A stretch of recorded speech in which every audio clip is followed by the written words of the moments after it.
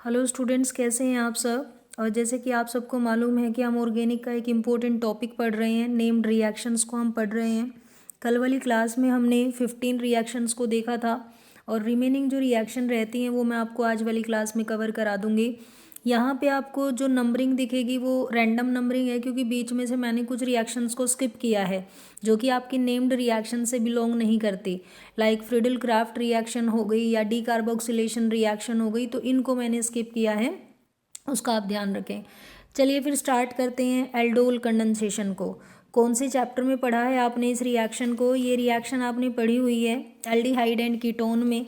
देखो, इस रिएक्शन को बहुत डिटेल में पढ़ना है क्योंकि यहाँ से क्वेश्चन आपको डेफिनेटली मिलना ही मिलना है, तो बहुत ध्यान से आप इसको पढ़ेंगे। सबसे पहली बात, ये रिएक्शन होती कहाँ पे है? ये एल्डिहाइड और कीटोन पे होती है, ठीक है।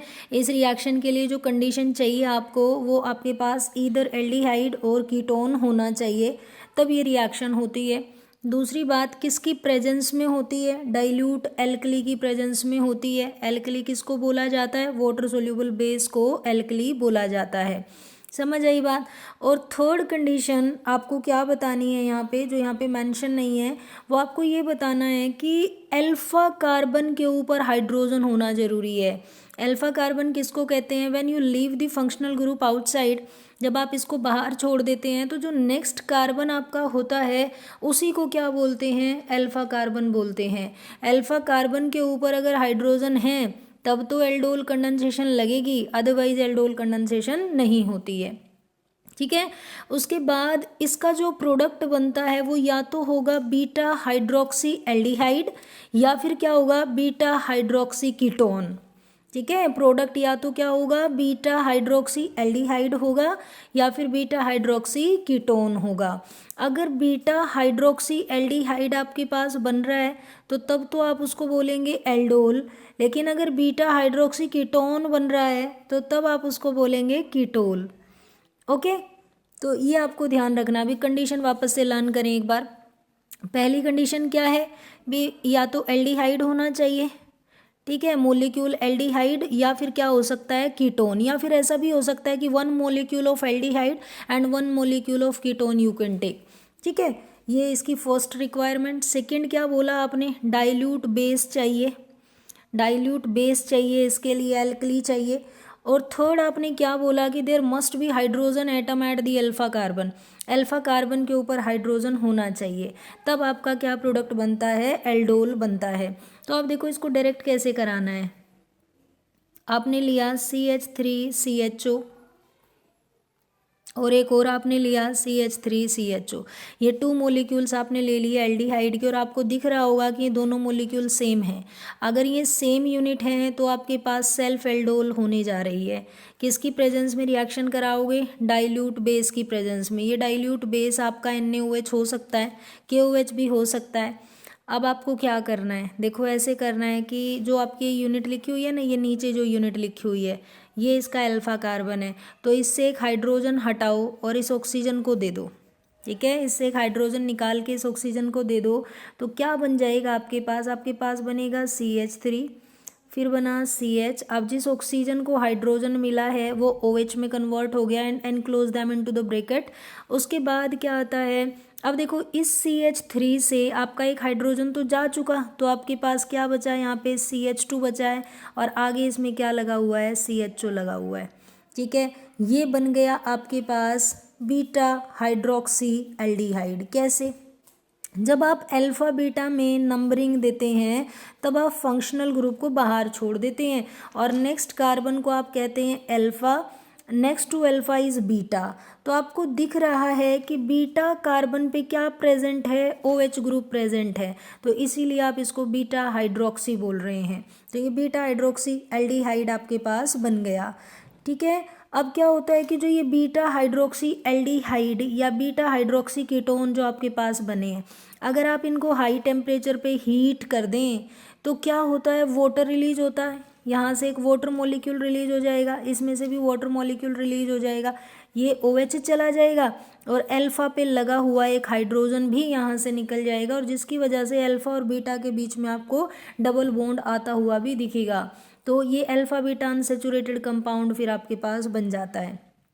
इस रिएक्शन को एल्डोल कंडेंसेशन कहते हैं। इवन जो फर्स्ट स्टेप था जहाँ पे सिर्फ 2 यूनिट आपस में कंडेंस हुई हैं, जुड़ी हैं, उसको तो आपने एल्डोल बोला। और हीटिंग के बाद जो प्रोडक्ट आपके पास आया बन के अल्फा बीटा अनसैचुरेटेड एल्डिहाइड या कीटोन जो बन के आया है, इस पार्ट को हम कंडेंसेशन कहते हैं। मतलब वाटर के रिमूवल के बाद वाला जो पार्ट है, वाटर जिसमें रिमूव हो रहा है, उस वाले पार्ट को आप क्या कहते हो? कंडेंसेशन रिएक्शन कहते हो। तो ये थी आपकी aldol condensation. Variety of questions आपको देखने को मिलते हैं, और इसका एक जो कॉमन क्वेश्चन देखा जाता है ना, वो तो यही होता है, आपको एक क्वेश्चन दिया जाएगा और आपसे पूछेंगे कि बताओ इनमें से किसके ऊपर एल्डोल नहीं हो सकता, इनमें से किस मॉलिक्यूल के ऊपर एल्डोल रिएक्शन नहीं होगा। लाइक आपको दे दिया है HCHO, लाइक आपको दे दिया है PHCHO, ठीक है, और हाँ इस तरीके से दे रखा है, और एक आपको दे दिया है CH3CHO, ओके, और एक ऑप्शन आपका बनाया है A एंड B बोथ, ऐसे करके ऑप्शन बनाया है। तो इन्होंने कहा इनमें से किस मॉलिक्यूल के ऊपर एल्डोल रिएक्शन नहीं हो सकता। तो आप पहले दोनों मॉलिक्यूल्स को देखिए, यहाँ पे तो अल्फा कार्बन ही नहीं है, फर्स्ट वाले में तो कोई अल्फा कार्बन ही नहीं है, ओके। और जो आपका दूसरा वाला कंपाउंड है वहाँ पे CHO के साथ बेंजीन रिंग लगी हुई है, तो उसका जो कार्बन है उस पर कोई अल्फा हाइड्रोजन है ही नहीं। अगर अल्फा हाइड्रोजन एब्सेंट है तो डेफिनेटली एल्डोल नहीं हो पाएगी। ये आपका कंडीशन रहता है एल्डोल कंडेंसेशन में। क्वेश्चन मोस्ट प्रोबेबल क्वेश्चन या तो MCQs फॉर्म में, ठीक है, या फिर कन्वर्जन, ये 2 क्वेश्चन आपको देखने को मिलेंगे। ना तो आपको मैकेनिज्म पूछा जाएगा इसका कि किस टाइप का मैकेनिज्म है, और डेफिनेशन भी नहीं पूछी जाएगी। तो MCQ टाइप क्वेश्चन और कन्वर्जन क्वेश्चन इससे आपको मिलता है। इसका एक मोस्ट कॉमन कन्वर्जन है, देखो क्या, इथेनल से क्या बनाइए, इथेनल से कहते हैं 3 हाइड्रोक्सी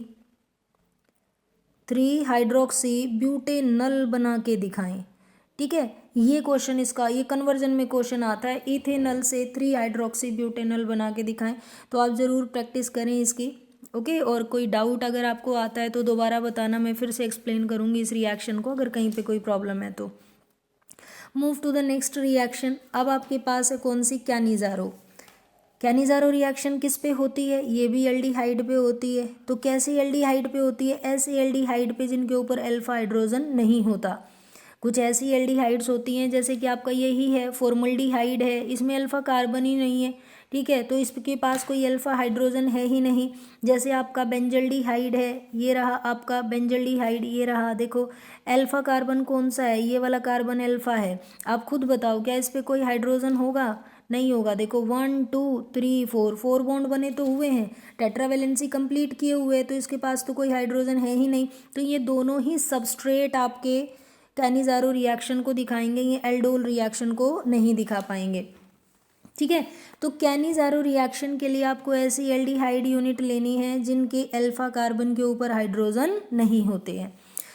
कैसे करानी है रिएक्शन को, क्या डालना पड़ेगा, टेकिंग रिएजेंट क्या रहेगा? तो आपको यहाँ पे एल्कली सॉल्यूशन ही डालना है, बट वो कैसा होना चाहिए? कॉन्सनट्रेटेड होना चाहिए। कैसा होना चाहिए? कॉन्सनट्रेटेड बेस होना चाहिए। थर्ड कंडीशन क्या है? ये डिसप्रपोर्शनेशन टाइप की रिएक्शन है। What does it mean? इसका मतलब ये है कि आपकी एल्डिहाइड की 1 यूनिट का तो ऑक्सीडेशन हो जाएगा और दूसरी यूनिट का क्या हो जाएगा? रिडक्शन हो जाएगा, ठीक है। एक यूनिट तो रिड्यूस हो जाएगी और दूसरी यूनिट क्या हो जाएगी? ऑक्सीडाइज हो जाएगी। तो इसलिए इस रिएक्शन को डिसप्रपोर्शनेशन रिएक्शन कहते हैं। इसमें जो आप एसिड वाला पार्ट बनाएंगे, क्योंकि देखो एल्डिहाइड का अगर मैं रिडक्शन करूँगी तो एल्कोहल बनेगा, और एल्डिहाइड का अगर मैं ऑक्सीडेशन करूँगी तो कार्बोक्सिलिक एसिड बनेगा। यही बनता है। कार्बन नंबर सेम रखना है। अगर 1 कार्बन का एल्डिहाइड है तो 1 ही कार्बन का एल्कोहल बनाओ, अगर 1 कार्बन का एल्डिहाइड है तो 1 ही कार्बन का आपको क्या बनाना है? एसिड बनाना है। तो जो कार्बोक्सिलिक एसिड आप यहाँ पे बना रहे हो वो आपका सोल्ट की फॉर्मेशन दिखाता हो, वो सोल्ट बना हुआ हो, सोल्ट की फॉर्म में हो। ऐसा क्यों? क्योंकि आपने बेस क्या लिया हुआ है? कॉन्सनट्रेटेड लिया हुआ है, तो इसीलिए हाइड्रोलिसिस तो हुआ ही नहीं। तो जो एसिड आपका आएगा वो किस फॉर्म में आएगा? सोल्ट की फॉर्म में वो आता है। यहाँ पे 2 रिएक्शन दिखाई हैं, यही मोस्ट कॉमन रिएक्शन है आपकी कैनिज़ारो में जो रहती हैं, तो ध्यान रखना। इसकी भी कंडीशन बना लो, पॉइंट वाइज बनाओ रिएक्शन को, ठीक है। कैनिजारो में कहना कि ऐसे एल्डिहाइड चाहिए जिनके अल्फा कार्बन पे हाइड्रोजन नहीं होता, दूसरा कॉन्सेंट्रेटेड बेस चाहिए, और थर्ड ये डिस्प्रपोर्शनेशन टाइप की रिएक्शन होती है। तो 3 पॉइंट में आपकी कवर हो जाएगी। Okay, move to the next reaction. और जो रिएक्शन है आपके पास Williamson synthesis. Williamson ether synthesis भी इसको बोला जाता है। तो पहले देखें डेफिनेशन। ये इम्पोर्टेंट लेबोरेटरी मेथड है क्या बनाने का, ईथर बनाने का। इसमें आप दोनों तरीके के ईथर बना पाते हैं, सिमेट्रिकल और अनसिमेट्रिकल। अब ये सिमेट्रिकल ईथर क्या होता है, जब ऑक्सीजन के दोनों साइड सेम एल्काइल ग्रुप लगा हुआ होता है तो सिमेट्रिकल बोलेंगे, और अगर ऑक्सीजन के दोनों साइड डिफरेंट एल्काइल ग्रुप लगे हुए हैं तो अनसिमेट्रिकल बोलेंगे। ठीक है, तो दोनों तरीके के ईथर आप इससे बना पाते हैं। In this method an alkyl halide is allowed to react with sodium alkoxide. इसमें क्या करते हैं, रिएक्टेंट कौन कौन से हैं, ये रहा आपका एल्काइल हैलाइड। और एल्काइल हैलाइड का नाम आते ही ना आपके दिमाग में जाना चाहिए भाई ये तो न्यूक्लियोफिलिक रिएक्शन देने वाले सबसे अच्छे सबस्ट्रेट हैं। न्यूक्लियोफिलिक सब्स्टिट्यूशन रिएक्शन जो होती है ना वो सबसे ज़्यादा आपके इन्हीं कंपाउंड्स के ऊपर होती है। तो ये उनमें सबसे अच्छे कंपाउंड है न्यूक्लियोफिलिक सब्स्टिट्यूशन में। तो ठीक है, यहाँ पे आपने लिया एल्काइल हैलाइड, तो डेफिनेटली इसके ऊपर क्या अटैक करने वाला है, कोई न्यूक्लियोफाइल। तो न्यूक्लियोफाइल कौन सा होगा और किस रिएजेंट में होगा, देखो न्यूक्लियोफाइल तो है यहाँ पे सोडियम एल्कोक्साइड। न्यूक्लियोफाइल कौन सा है, एल्कोक्साइड। लेकिन कोई भी स्पीशीज़ आपको ऐसे नहीं मिलेगी, वो किसी ना किसी अटैकिंग रिएजेंट के अंदर प्रेजेंट होगी। तो अगर ये नेगेटिवली चार्ज स्पीशीज़ है तो इसके साथ कोई ना कोई क्या लगा हुआ होगा, पॉजिटिवली चार्ज स्पीशीज़ लगी होगी। तो ये बन गया आपका, ये बन गया सोडियम एल्कोक्साइड।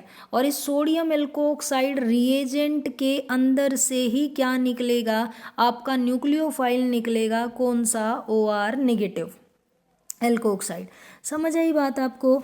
तो एल्कोक्साइड जो आयन होता है, जो न्यूक्लियोफाइल है, ये बैक साइड अटैक करता है आपके एल्काइल हैलाइड पे।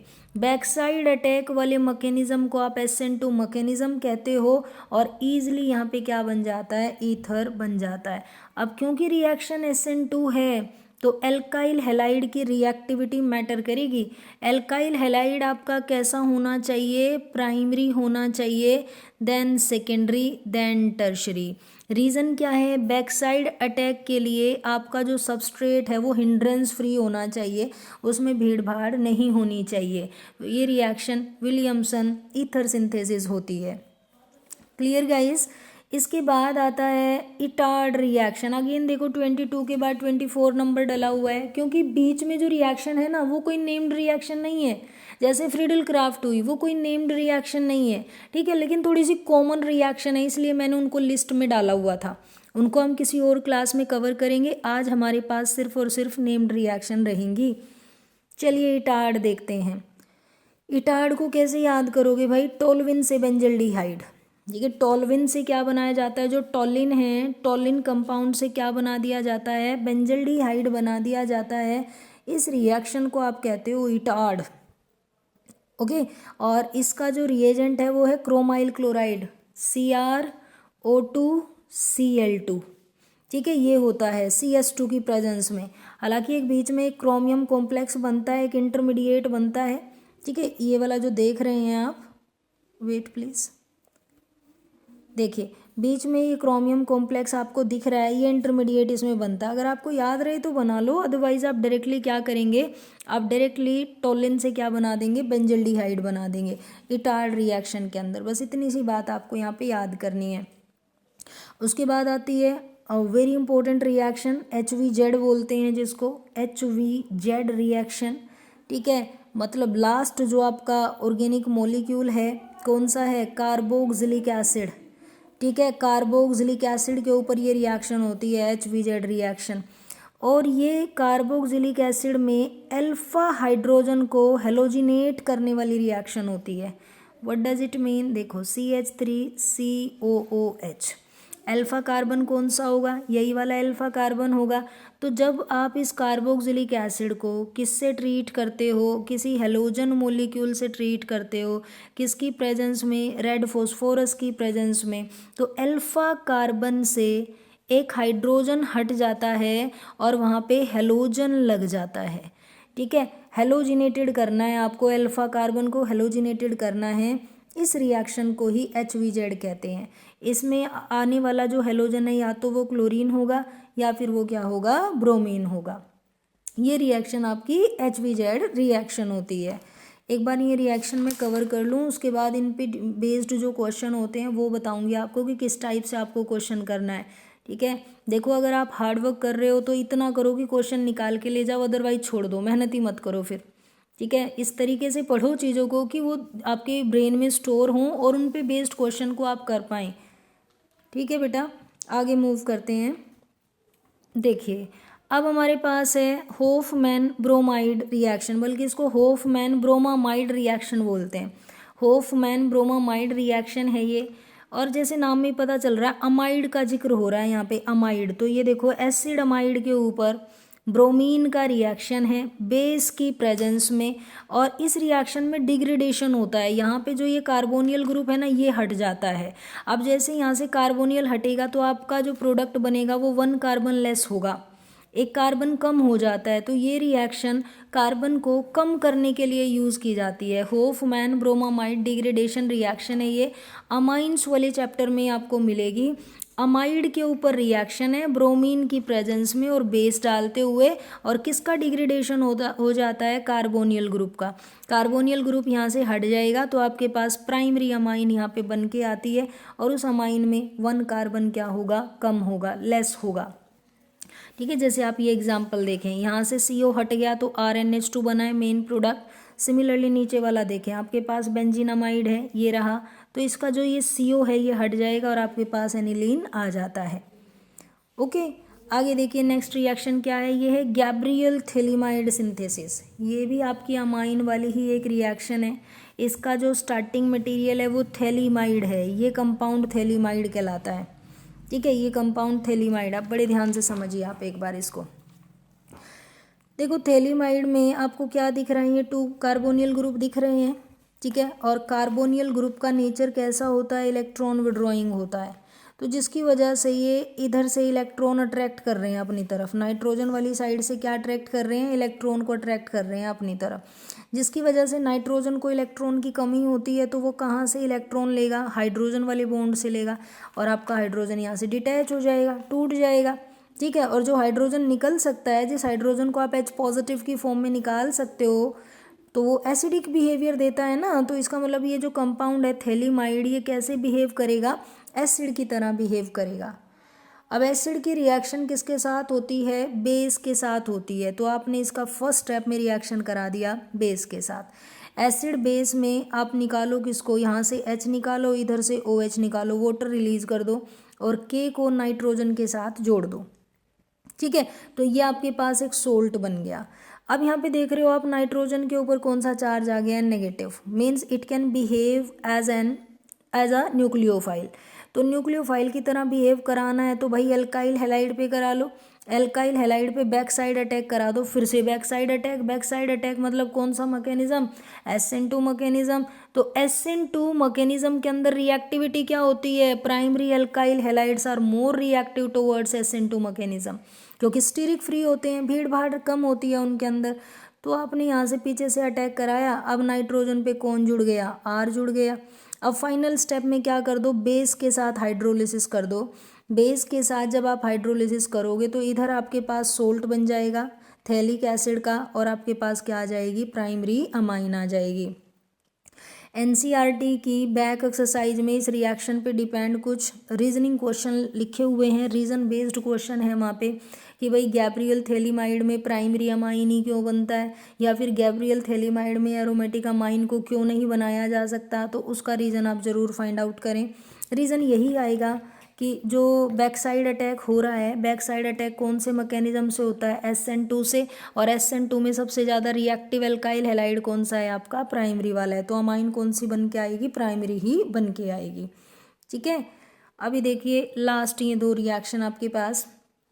कपलिंग रिएक्शन, कपलिंग, कपल बनाना है, डाई बनती है इसके अंदर। ठीक है, कपलिंग रिएक्शन में तो बेंजीन डायाजोनियम क्लोराइड की रिएक्शन फिनोल के साथ आप कराएं तो फिनोलिक जो पैरा पोजीशन का हाइड्रोजन है और बेंजीन डायाजोनियम क्लोराइड का जो ये क्लोराइड है, इस ये हट जाता है। बेसिक पीएच पे आपने करवाई है रिएक्शन, और ये देखो ये डायाजो बॉन्ड बन जाता है दो रिंग के बीच में, ये वाली रिंग और ये वाली रिंग आपस में जुड़ गई हैं, किससे, एन डबल बॉन्ड एन से, ठीक है, कपल हो गई हैं, अब ये जुड़ के कपल हो गए हैं, तो इसलिए रिएक्शन को कपलिंग रिएक्शन कहते हैं। ऑरेंज कलर की डाई बनती है अगर आप फिनोल के साथ ये रिएक्शन कराते हैं, ठीक है, तो बस यही कपलिंग रिएक्शन है। उसके बाद लास्ट में आती है आपके पास carbyl amine reaction. Carbyl amine reaction जो है ये प्राइमरी अमाइन की रिएक्शन है क्लोरोफॉर्म के साथ बेस की प्रेजेंस में, ठीक है, और आपके पास इसमें एल्काइल आइसोसाइनाइड बनता है, RNC, एल्काइल आइसोसाइनाइड यहाँ पे बनता है जिसको कार्बाइल अमाइन कहते हैं, और इसकी जो स्मेल है वो ऑफेंसिव स्मेल होती है, फोल स्मेल होती है, ठीक है, तो इसीलिए आप यहाँ से प्राइमरी अमाइन को डिस्टिंग्विश भी कर सकते हो, और ये डिस्टिंग्विशिंग टेस्ट में भी मैंने आपको पढ़ाया हुआ है, तो आप वहाँ पे भी जाके इसको देख सकते हैं, ठीक है। अब लास्ट में कहते हैं कि अगर आपको आयोडोबेंजीन बनाना पड़े तो कैसे बनाओगे, तो भाई डायाजोनियम सोल्ट बना लो पहले और उसकी KI के साथ रिएक्शन करा दो, नाइट्रोजन गैस इवोल्व हो जाएगा और आपके पास आयोडोबेंजीन बन जाएगा। तो देखो ये हमारी टोटल रिएक्शंस थी, जो नेम्ड रिएक्शन थी मैंने ऑलमोस्ट निकाली हैं, अगर कुछ रह गई हैं तो आप बताना कमेंट बॉक्स में कौन सी रिएक्शन रह गई हैं, उनको फिर से कवर करेंगे। आप एक बार इनको अच्छे से लर्न कर लो, लर्न करने के बाद अब कल जब मैं आपको क्लास कराऊंगी तो मैं इन पे बेस्ड क्वेश्चन आपको कराऊंगी, ठीक है। कल आप ट्राई करना कि कितने क्वेश्चन आप इसके कर पा रहे हैं। होप दैट कि आपको समझ आया होगा, अगर कहीं कोई प्रॉब्लम है तो आप अपनी फीडबैक दे सकते हैं, ठीक है। थैंक यू वेरी मच, और वीडियो अगर अच्छी लगे तो लाइक करना, शेयर करना एंड सब्सक्राइब करना। बाय।